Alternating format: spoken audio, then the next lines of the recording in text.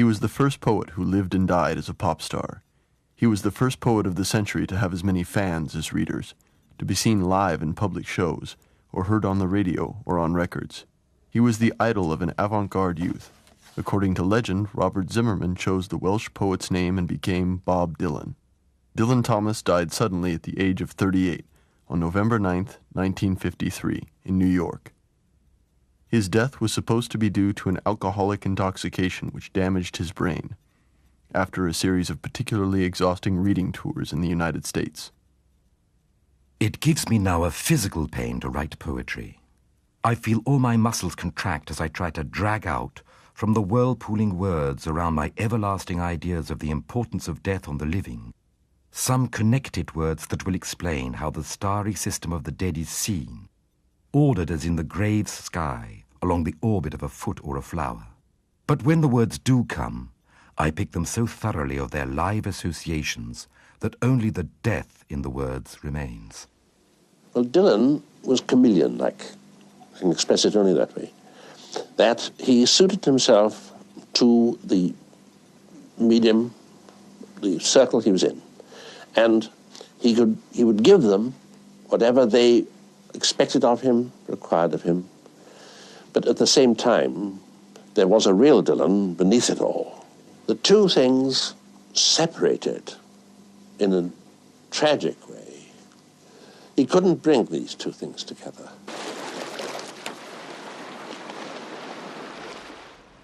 In the Mabinogion, the great book of Celtic legends, there is the tale of a boy with golden hair. He fell from the womb of a maiden like a fruit from a tree. Math, the magician king, his father, watched the scene. He said, "He will be called Dylan." In July of 1914, the legend became an opera in London's Covent Garden. David Jones Thomas, the father of the future poet, attended the opera. He was a descendant of the famous Welsh bard of the 19th century, William Marlais. It might have been a double sign of fate when time came for him to choose his son's name. Dylan Marlais Thomas was born on October 27, 1914, in Swansea. I was born in a large Welsh town at the beginning of the Great War. An ugly, lovely town, or so it was and is to me. Crawling, sprawling by a long and splendid curving shore, where truant boys and sandfield boys and old men from nowhere beachcombed, idled and paddled, watched the dock-bound ships or the ships steaming away into wonder and India, magic and China, countries bright with oranges and loud with lions. We listened to fierce religious speakers who shouted at the sea as though it were wicked and wrong to roll in and out like that, white-horsed and full of fishes.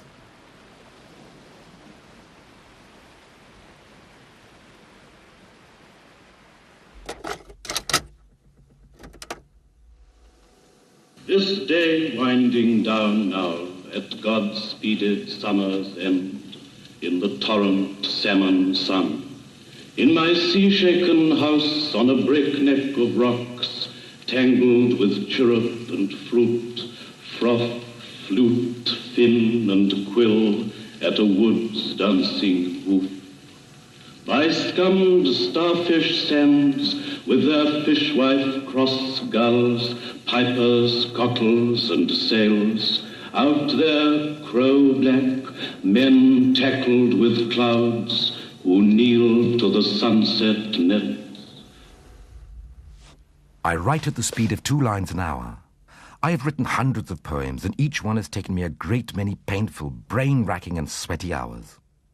Prologue was written in 1952. It is a poem and a will. He went back to his roots in Wales during school holidays at Fern Hill.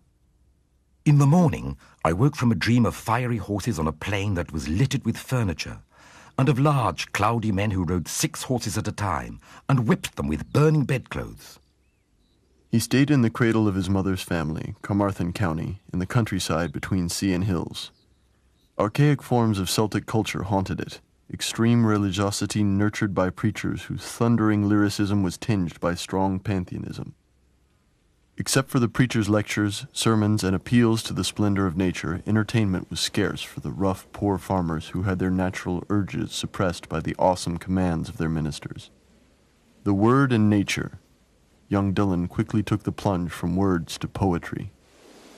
After the feast of tear-stuffed thyme and thistles, in a room with a stuffed fox and a stale fern, I stand for this memorial's sake alone, in the sniveling hours with dead, humped Anne, whose hooded fountain heart once fell in puddles round the parched worlds of Wales and drowned each sun. The first poems I knew were nursery rhymes, and before I could read them for myself, I'd come to love just the words of them, the words alone.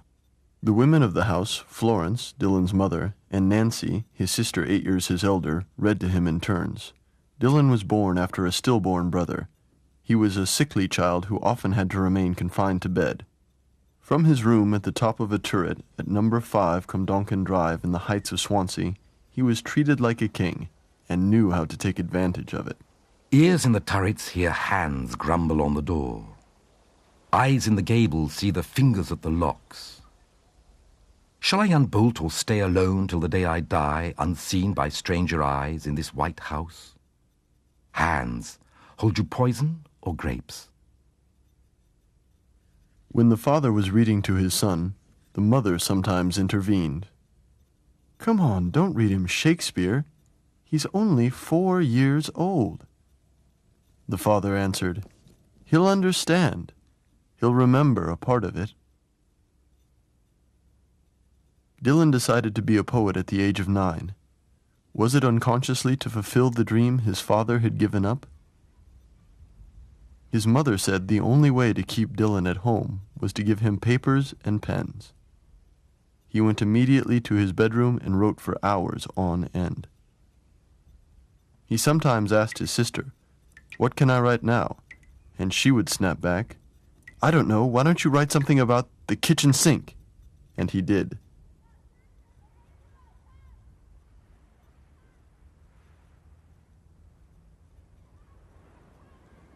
The park itself was a world within the world of the sea town.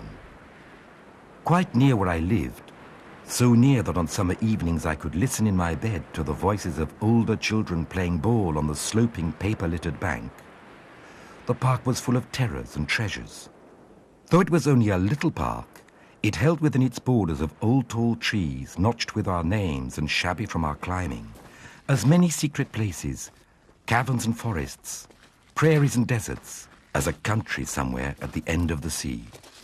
The hunchback in the park, a solitary mister propped between trees and water, from the opening of the garden lock that let the trees and water enter, until the Sunday sombre bell at dark.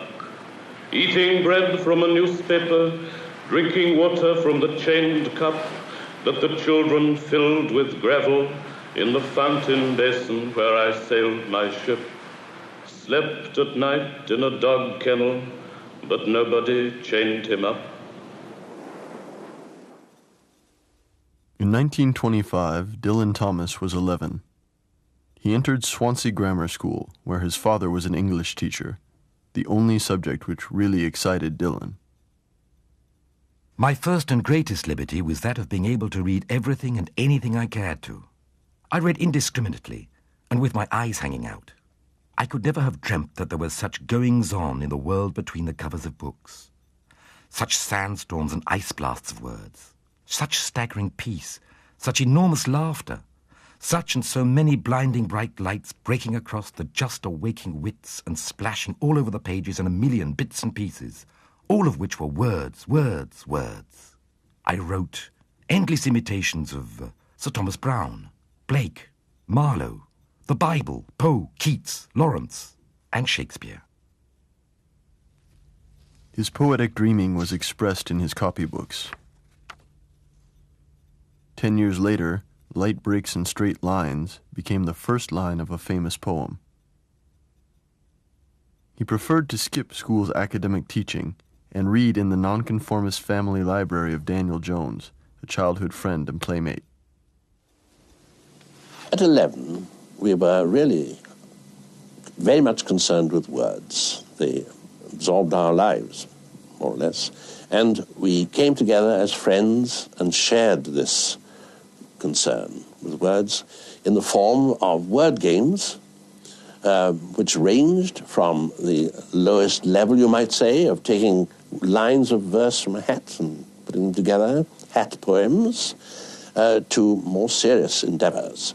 In those poems, I wrote the odd number line, and he wrote the even number line, and we made the rule that we didn't criticize each other's lines. And it is extraordinary, the variety of poetry we produced in this way.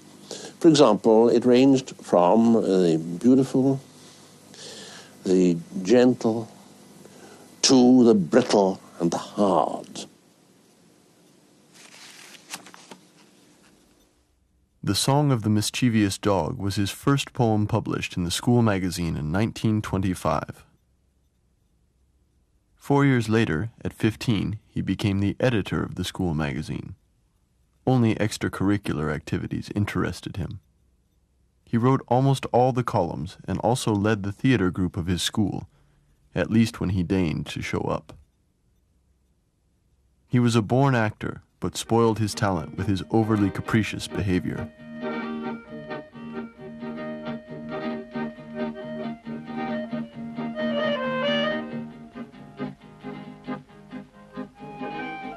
He looked, someone once said, like an unmade bed.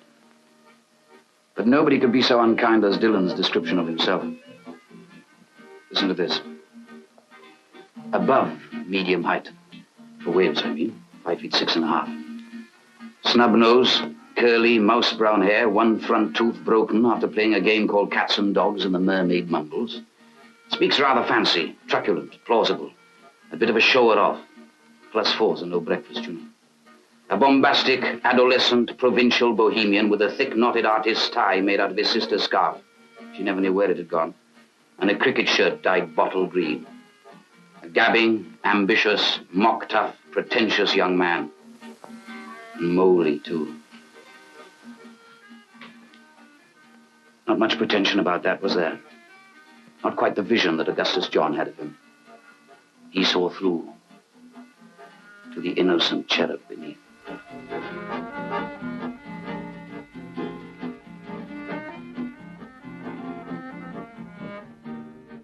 When older, Dylan Thomas would introduce himself, saying, I'm Welsh, I'm a drunkard, I'm in love with the human race, and with women above all. He was a clown and a genius. The clown had a stunning freedom to laugh and hide an infinite violence and despair which made him seductive.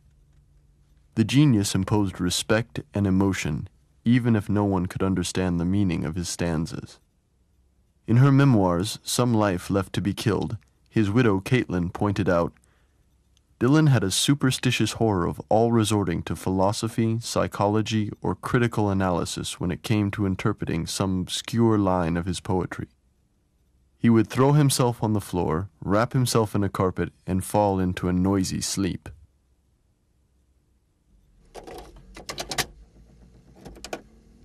And death shall have no dominion. Under the windings of the sea, they lying long shall not die windily, twisting on racks when sinews give way, strapped to a wheel, yet they shall not break. Faith in their hand shall snap in two, and the unicorn evils run them through. Split all ends up, they shan't crack, and death shall have no dominion.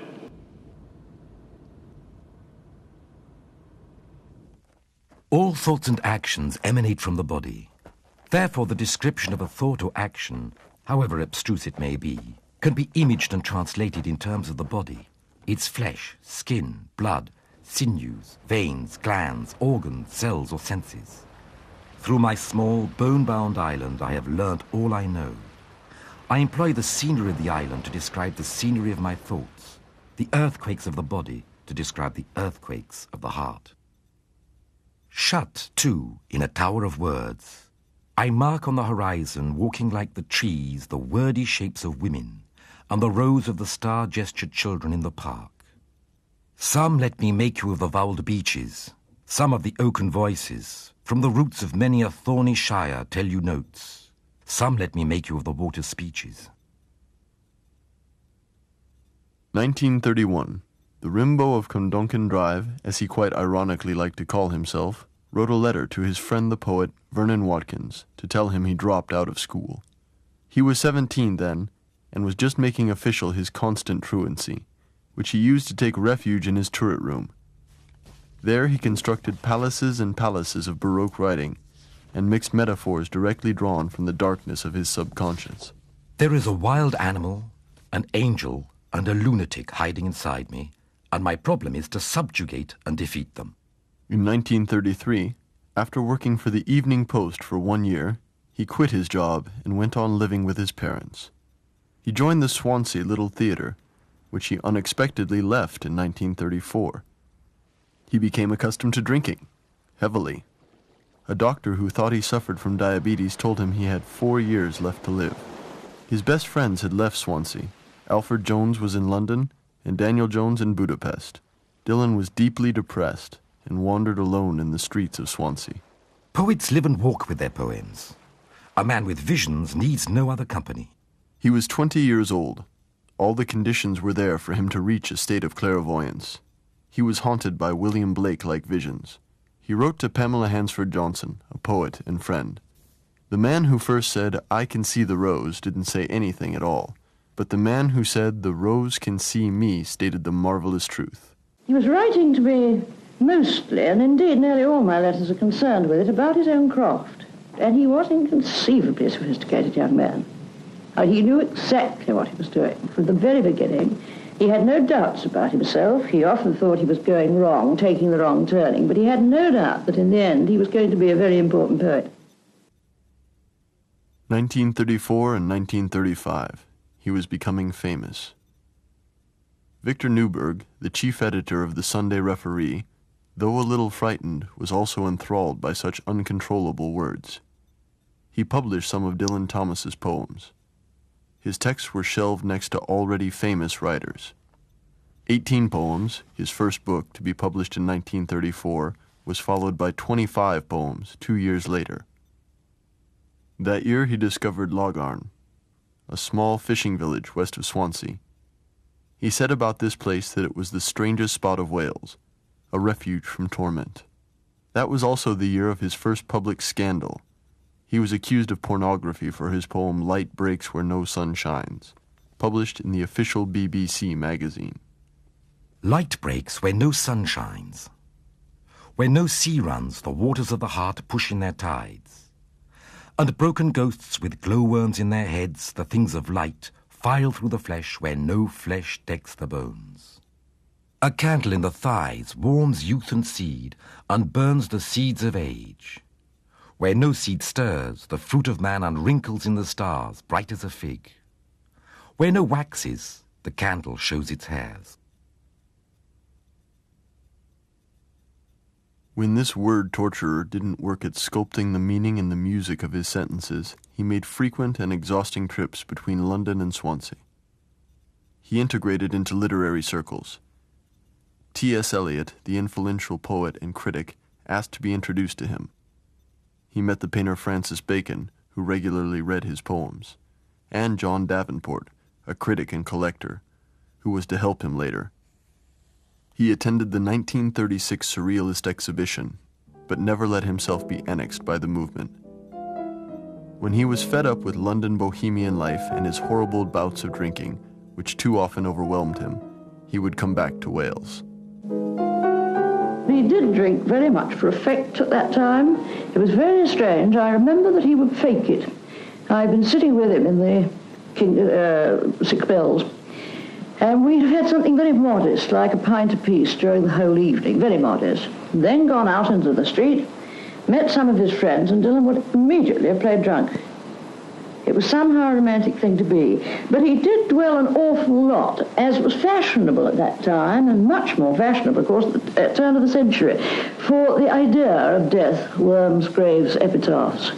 It was always an idea very much in his mind, sometimes because he genuinely got hypochondriacal and felt he was ill, but mostly because it was a very romantic idea. I think this is very important, and the awful tragedy is that the romance became so much the reality. Dylan wrote about the life that he led at that time. Women, alcohol, bohemian life, too much chattering around, and not enough work. His fame was increasing. The review New Verse approached him. To the question, "How different are you from an ordinary man?" he answered, "Only the use of the medium of poetry to express the causes and forces which are the same in all men, in the struggle from darkness towards some measure of light." One lunchtime, I'd come back from the office and went into the Victoria Arms for my pre-lunch drink. Dylan had been staying the night. He was busily talking to the barman in a grumbly sort of a way. He didn't see me come in. And I heard him saying to the barman, who knew nothing about poetry, "Little chits of girls, little chits of girls. I've spent my life and everything I've got trying to write poems, and little chits of girls say, I eat the wind and I drink the rain. I could have written that if I'd had the time and been able to concentrate enough. Little chits of girls." And then he turned round and he saw me and was rather apologetic, because it was my daughter Delia who had come into the house while he was waiting for the pubs to open and had said, "Are you the man with poems in his head?" And he said, "Well, I suppose I am." And she said, "I have a poem in my head." "What is it?" said Dylan, very courteous as he was to children. "I eat the wind and I drink the rain." The pubs were open, and Dylan fled in the dudgeon of a master. It was also in a London pub that he met Caitlin McNamara in March 1936. She was the beautiful daughter of Welsh aristocrats, a trained dancer at La Folie Bergère, and a model for the painter Augustus John. She was immediately captivated by Dylan Thomas's poetic genius. He was 23. She married him on July 11th, 1937. Their crazy, stormy, and often exposed love lasted 17 years. They led a bohemian life, going penniless with no real home except for their parents, or later in Langern, thanks to generous friends. They spent 17 years acting as enfants terribles, overstepping social conventions and sharing great quantities of alcohol. I liked the taste of beer, its live white lather, its brass-bright depths, the sudden whirl through the wet brown walls of the glass, the tilted rush to the lips and the slow swallowing down to the lapping belly, the salt on the tongue, the foam at the corners. He never drank when he wrote, but as for the rest of the time, a poet, as he would say, is a poet for such a tiny fraction of life. He loaded himself down with alcohol like a diver wearing lead to dive deeper. At poor peace I sing to you, strangers, though song is a burning and crested act, the fire of birds in the world's turning wood for my sawn splay sons. Out of these sea-thumbed leaves that will fly and fall like leaves of trees and as soon crumble into the dog-dayed night.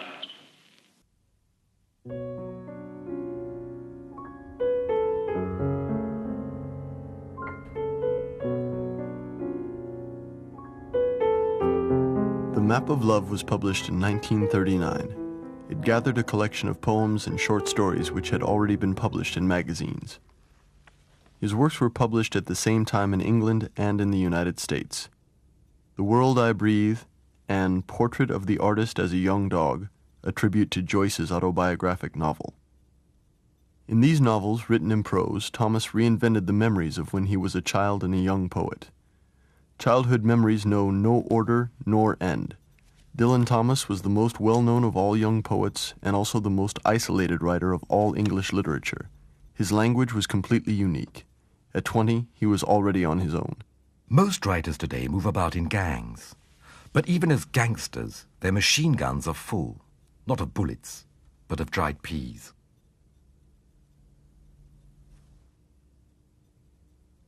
During the 3 years before the war, the Caitlin-Dillon couple led a penniless bohemian life, which they had willingly chosen. But war forced them into unwanted nomadism. They had a son, Llewellyn, and a daughter, Erin. The whole family fled the bombs and found shelter in the countryside. Myself, the grievers, grieve among the street burned to tireless death, a child of a few hours with its kneading mouth charred on the black breast of the grave the mother dug, and its arms full of fires. Begin with singing, sing, darkness kindled back into beginning, when the caught tongue nodded blind. A star was broken into the centuries of the child. My selves grieve now, and miracles cannot atone.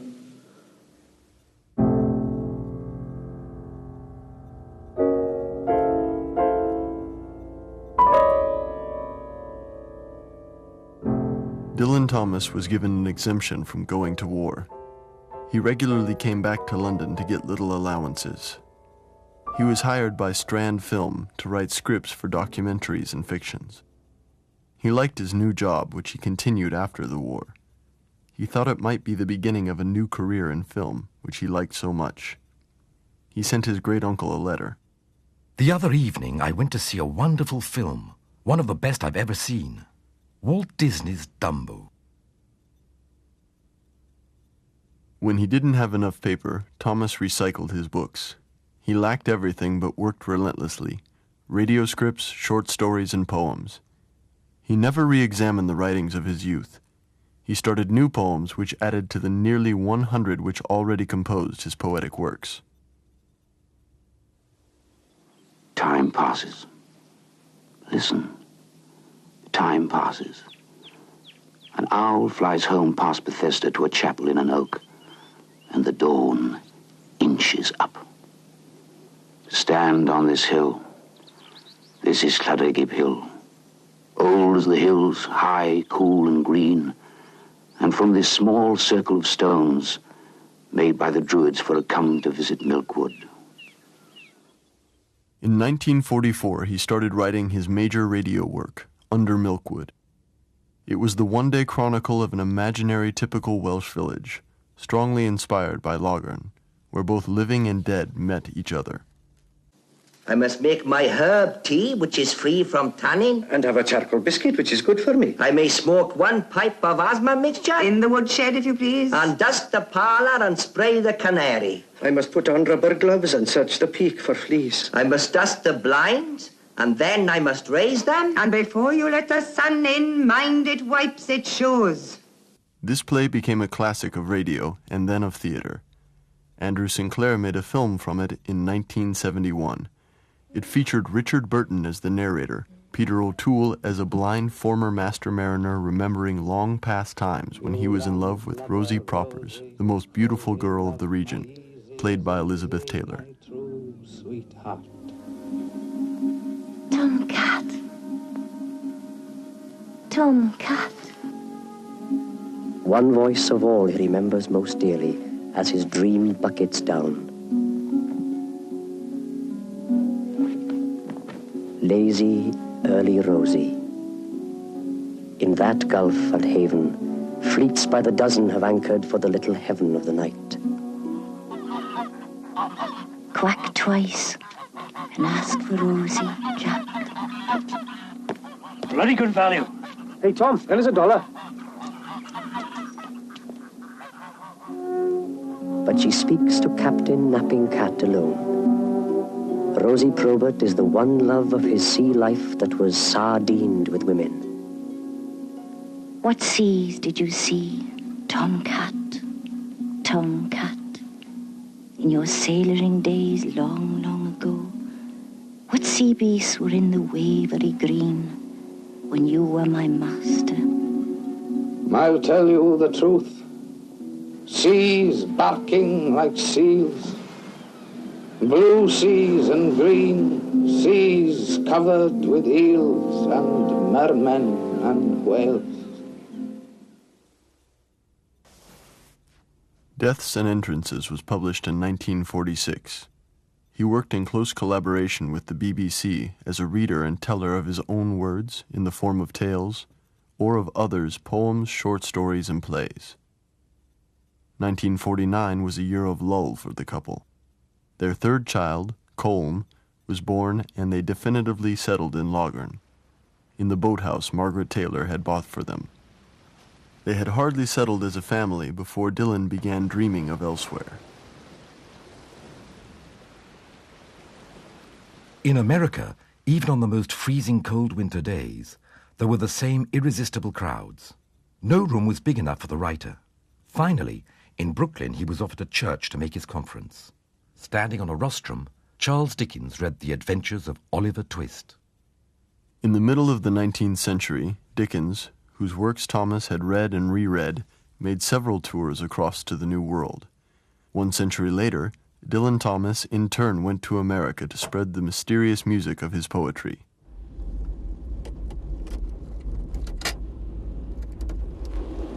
Do not go gentle into that good night. Old age should burn and rave at close of day. Rage, rage against the dying of the light. Though wise men at their end know dark is right, because their words had forked no lightning, they do not go gentle into that good night. Good men the last wave by, crying how bright their frail deeds might have danced in a green bay. Rage, rage against the dying of the light.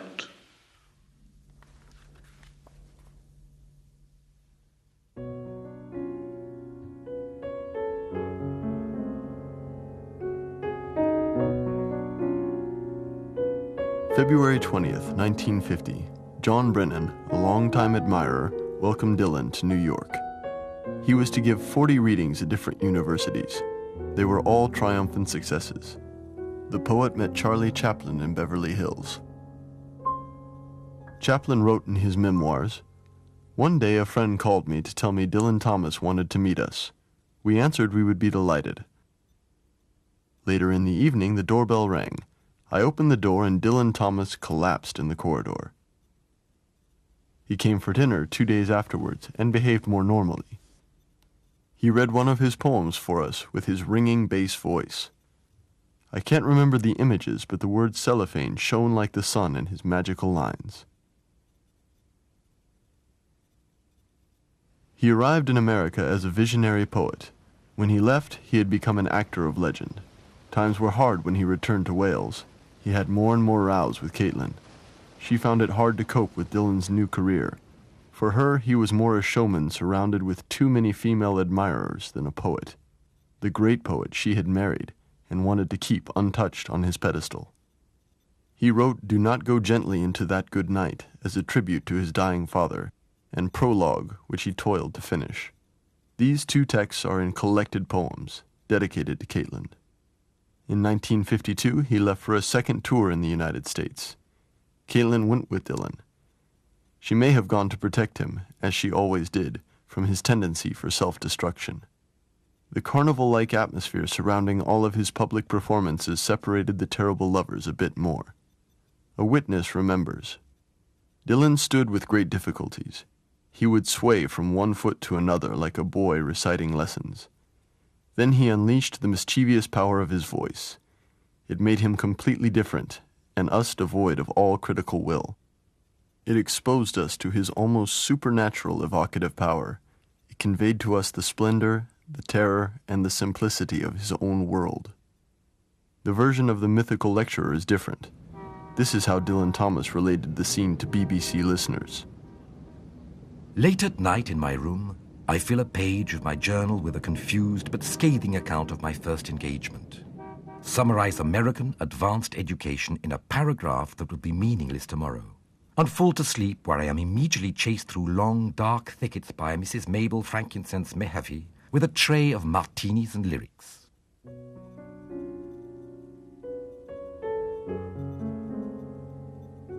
His father died in 1952, and his sister in 1953. America appealed to him once more. Igor Stravinsky expected him in Los Angeles for a film project which never came into being. In 1952, John Brennan, who had become his agent in the U.S., traveled to Lagern with the female photographer Raleigh McKenna. They went there to prepare a book, which was posthumously published, about Dylan Thomas and the land which inspired him. Brennan also urged him to finish Under Milkwood, his radio play which he had begun several years before. The first public reading, featuring Dylan Thomas as the narrator, took place in New York on May 14th, 1953.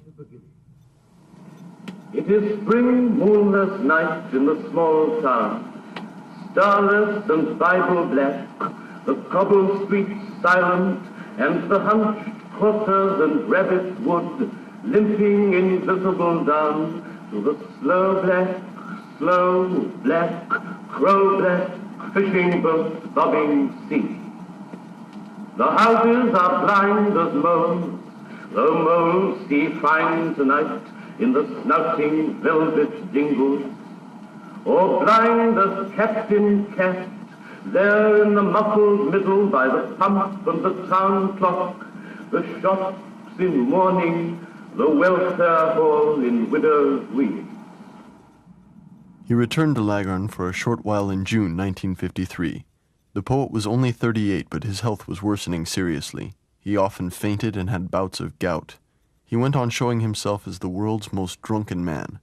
He had many debts and was harassed by Inland Revenue, and decided to go back to America for a 4th series of lecture tours with a fabulous contract at the end. New York, October 20th, 1953. He rehearsed the final version of his play. Dylan wasn't the director, didn't pretend to be, and because he was the narrator, and because he is just an instinctively marvelous actor, and I heard at one point that he wanted to be an actor, and he would have been a marvelous actor. And as the first voice, as the narrator, he would set each scene for us so vividly that you just knew somehow, just by the way he had set up the scene, what you had to follow in your part of the play. I don't remember his ever giving us any other direction except, as Seda said, love the words. And that was all he ever told us.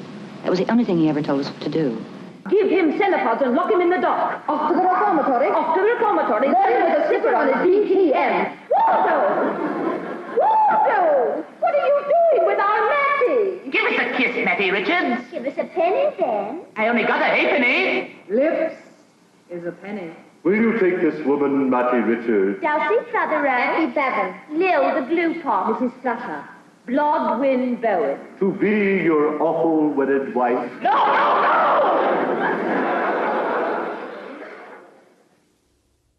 Dylan Thomas was very close to death. He kept fainting. A doctor gave him injections so he could go on acting. October 25th. For the last rehearsal of Under Milkwood, over 1,000 people crowded into the Poetry Center. On the last afternoon that we gave Under Milkwood, when he was desperately ill, we didn't think that we would be able to do the last performance because he was so ill. But he said he wanted to do it, and he said he would be all right. The doctor gave him a shot of something, and he seemed to recover. We got on stage in our respective stools, and the spotlight came on him, and he was very pale and very ill, and I know whatever nerves we had as actors were completely gone because we were all just so feeling for him. And I think that's probably one of the greatest theatrical moments I've ever known in my life. That when that light came up on him, sick as he was, all the lights came on, and it was the most beautiful, inspiring, fantastic performance he ever gave of the play. On October 28th and November 1st, in between 2 fits of delirium treatments, he read poems at a New Yorker friend's home and at the City College. November 3rd, in the Chelsea Hotel, Dylan Thomas finally signed a lucrative contract for other readings. He left the hotel and immediately returned, thoroughly exhausted. November 4th, in the middle of the night, the poet rushed out of his hotel bedroom to go to the White Horse Tavern. he collapsed in the street. He was taken to Chelsea Hospital, then to New York St. Vincent Hospital. Sometimes he woke from his coma. I can see pink and white mice were the last words he uttered, according to Liz Rittell, his American companion. Dusk was folding the park around like another darker snow. Soon the bell would ring for the closing of the gates, though the park was empty.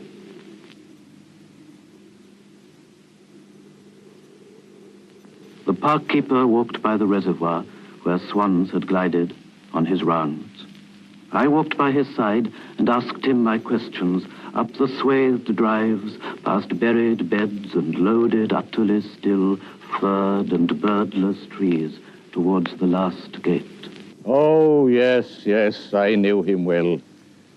He used to climb the reservoir railings and pelt the old swans. Run like a billy goat over the grass you should keep off of. Cut branches off the trees. Carve words on the benches. Pull up moss in the rockery. Go snip through the dahlias. Fight in the bandstand. Climb the elms and moon up the top like an owl. Light fires in the bushes. Play on the green bank. Oh, yes. I knew him well. I think he was happy all the time. I've known him by the thousands. We had reached the last gate. Dusk drew around us and the town. I said, "What has become of him now?" Dead? The park keeper said. Dead. Dead. Dead. Dead. When Dylan Thomas died on November 9th, 1953, a folded-up yellow paper was found in his jacket pocket. He had kept this trophy since he was a child. It was a local newspaper cutting showing him victorious after a foot race when he was 12. It was his first public success.